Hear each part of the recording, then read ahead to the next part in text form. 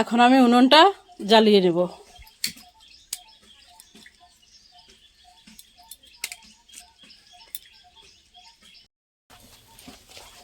উনুন জ্বালিয়ে দিলাম। এবার আমি কড়াই বসিয়ে দেব। কড়াইটা বসিয়ে দিলাম।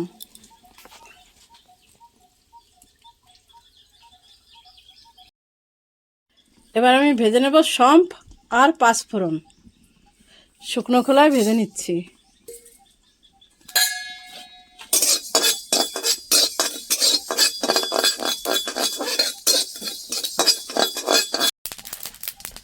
ভাজা হয়ে গেছে, এবার আমি তুলে নেব।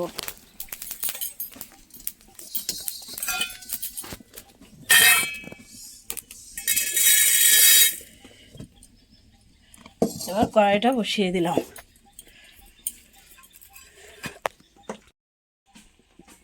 কড়াইতে দিয়ে দিলাম তেল। এবার আমি ভেন্ডিতে নুন হলুদ মাখিয়ে নেব।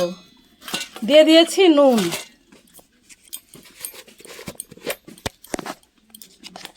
এবার আমি দিয়ে দেবো হলুদের গুঁড়ো।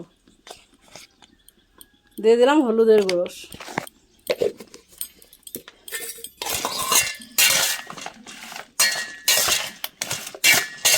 নুন হলুদ দিয়ে মাখিয়ে নিলাম। এবার তেলের মধ্যে দিয়ে ভেজে নেব।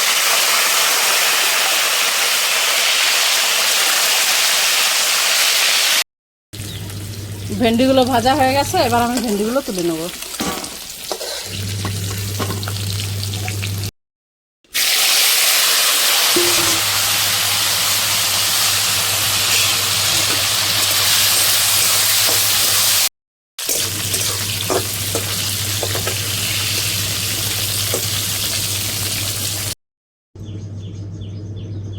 ফোড়নে দিয়ে দেবো শুকনো লঙ্কা।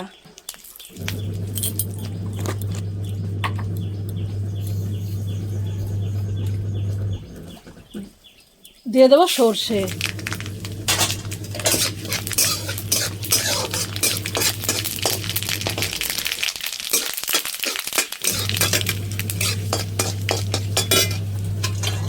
এবার আমি দিয়ে দেবো কারি পাতা, রসুন আর কাঁচা লঙ্কা।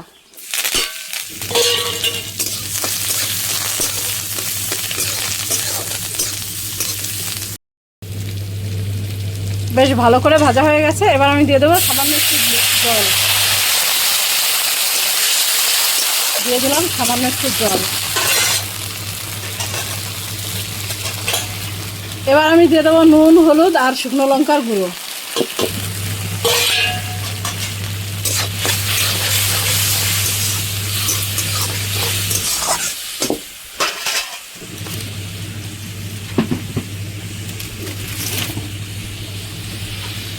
এবার আমি দিয়ে দেবো ভেজে রাখা ভেন্ডিগুলো।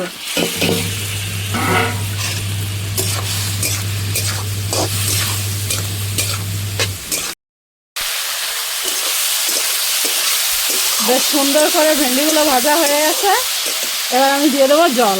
পরিমাণ মতো জল দিয়ে দিলাম। এবার আমি একটা 5 মিনিটের মতো ঢেকে দেব। ঢেকে দিলাম 5 মিনিটের জন্য।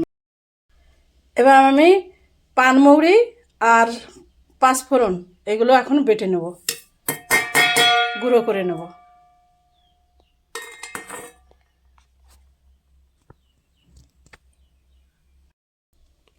আমি মিহি করে গুঁড়ো করিনি, হাফ হাফ গুঁড়ো করে নিয়েছি।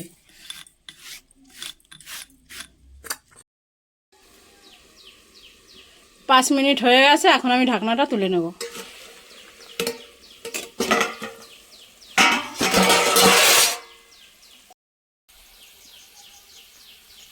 দিয়ে দেবো চিনি। দিয়ে দিলাম চিনি।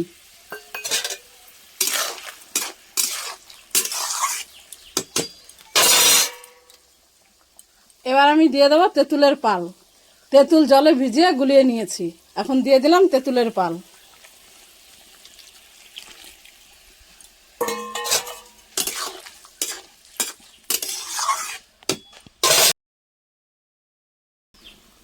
এবার আমি দিয়ে দেবো মৌরি আর পাঁচফোড়নের গুঁড়ো আর ভেজে রাখা জিরে ধনের গুঁড়ো একসঙ্গে মিশিয়ে দিয়ে দিলাম।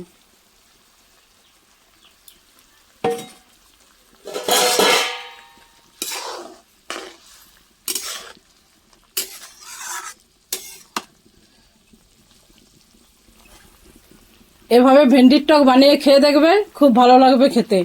আর যদি আমার রেসিপিটা ভালো লাগে তাহলে একটা লাইক, কমেন্ট, শেয়ার করে দিও। আর আমার চ্যানেলটা ফলো করতে ভুলো না। সবাইকে ধন্যবাদ।